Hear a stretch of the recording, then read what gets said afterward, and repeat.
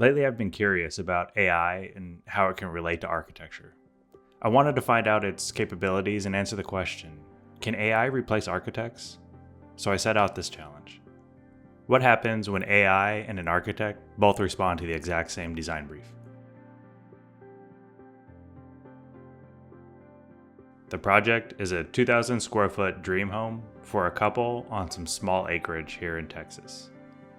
The site, it's an open field with scattered trees, not necessarily in a dense forest, but enough natural character to frame the house. These clients, they love mid-century modern aesthetics, especially Eichler homes. And they want strong indoor-outdoor connections with warm, modern materials. To keep this fair, I finished my design first before generating anything in AI. That way I wasn't influenced by its images, but we'll get into that design a little bit later. But since I'm reviewing both, I felt it was important to give AI a fair shot. And speaking of AI, for the AI portion, I used ChatGPT to help me write prompts and MidJourney to generate the images. I know there's plenty of more advanced tools out there, but I wanted to use what's accessible to most people. That way it's a fairer look at what the average person might get from AI. I do also use AI in my professional work, and if you'd like to see a video on that process, just let me know in the comments. But for today, we're just going to focus on AI as its own architect and see what it can produce. So I started with giving ChatGPT a prompt on the brief of what the project's going to be and asked it to create a MidJourney prompt to produce a number of images.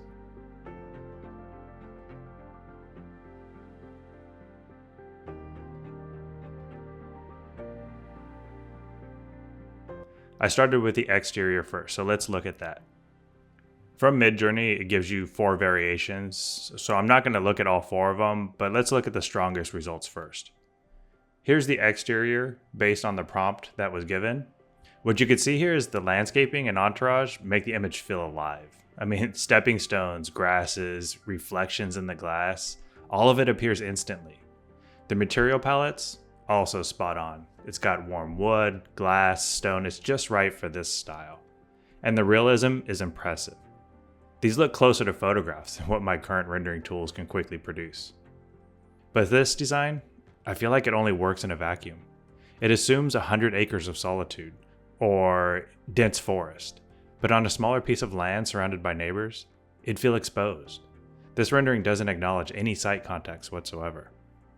It also loves the glass box look, with no privacy and no shading. That means glare and high cooling cost here in Texas.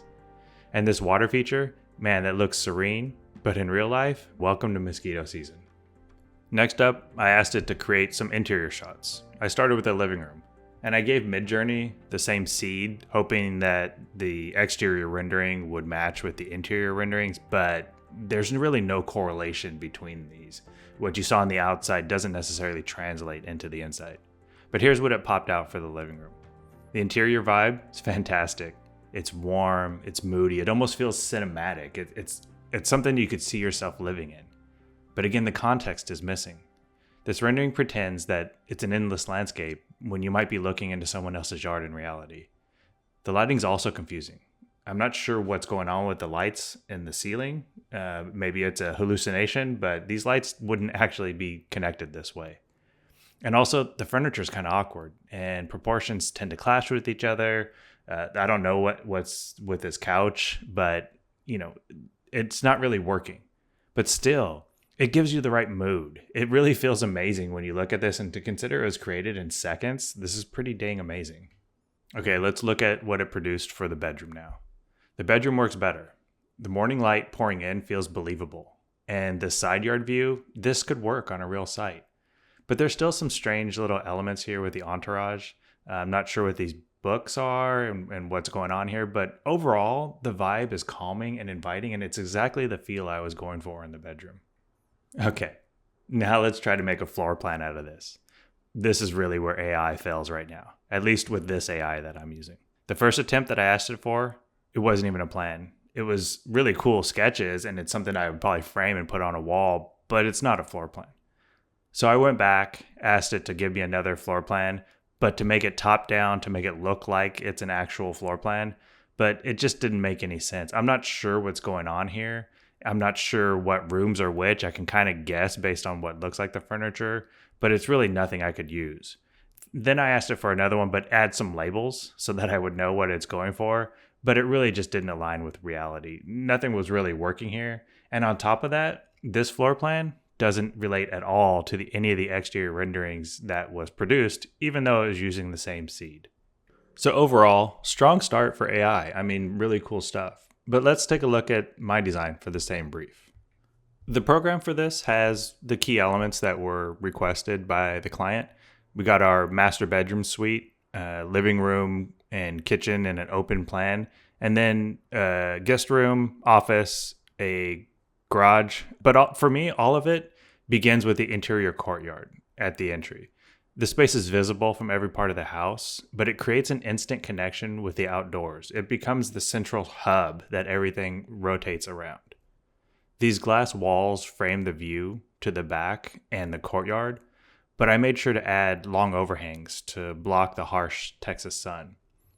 The master bedroom, I specifically placed it in the northeast corner, so that way it avoids overheating from the hot sun, but it still gets some really beneficial morning light. I also took into account the fact that the western sun gets really hot here, so that's where I placed the utility spaces and the less used guest room, so that way it acts as a buffer against the hottest afternoon sun. I also thought about how the office would sit up front and it looks out into the courtyard, but I moved it far enough from the action so that it feels just enough apart that you could deep focus on work if you needed to.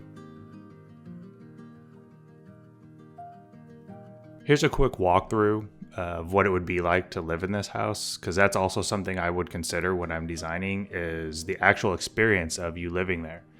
So you arrive and you either park your car in the garage or you enter through the front door, but either way, you're passing through the courtyard to enter your house. On the left is your office where there's a window. You could see what's going on outside if you wanted to, but it's really separated from the rest of the house.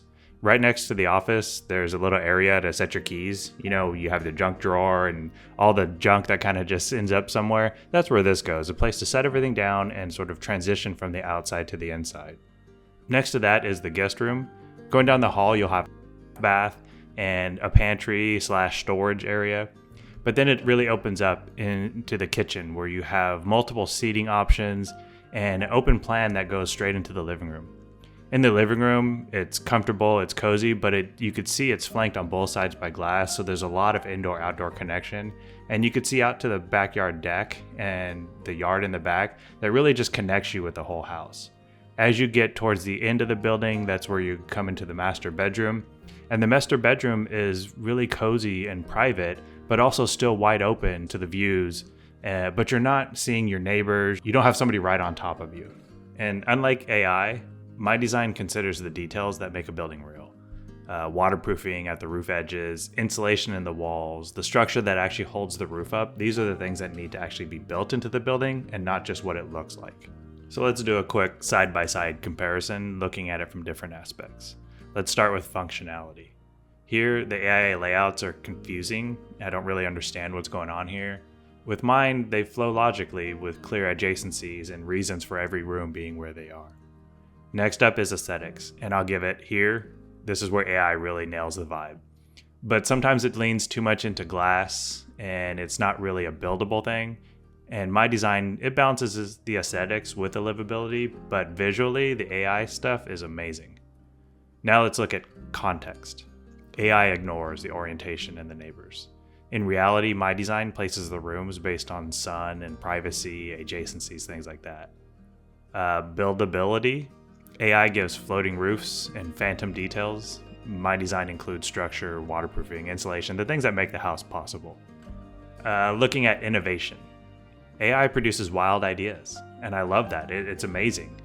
But architects also refine them into usable, buildable spaces. And then lastly, what's the overall experience? AI makes you dream. It's something that is an aspiration. But architects make you live comfortably inside those dreams. That's what I think ours is. So what's the verdict? Can AI replace architects? I don't think so. AI can still produce stunning images, and they capture the mood that gives you the vibes instantly. But when it comes to actually creating a building, it falls apart. Dimensions, details, floor plans simply don't work yet. And that's not really what it's designed for, so I don't really expect it to either. But even if AI could solve those issues of dimensions and buildability, there's something else missing. To me, architecture is more of a customer service profession. It's about listening, adjusting to real sites, to real clients, thinking about budgets, timelines, and being there during construction. That's the heart of the design. And right now, AI can't do that. So for me, AI isn't competition, but it's a great tool. It's great for inspiration, but the true value of architecture lies in the human connection, and that just can't be automated yet. So let me know, which one spoke to you more? The instant AI version or the architect's slower, more thoughtful version? Let me know in the comments. If you'd like to see how I actually use AI in my professional work, let me know, and I can make a separate video walking you through that process. Or if you'd like to see my full design process of this particular building with all the details and a walkthrough of the spaces, make sure you're subscribed because that video is going to come out next. And if you'd like to support this channel, you can hit subscribe or join me on Patreon for behind the scenes content. Thanks for watching, and as always, stay curious and design with intent.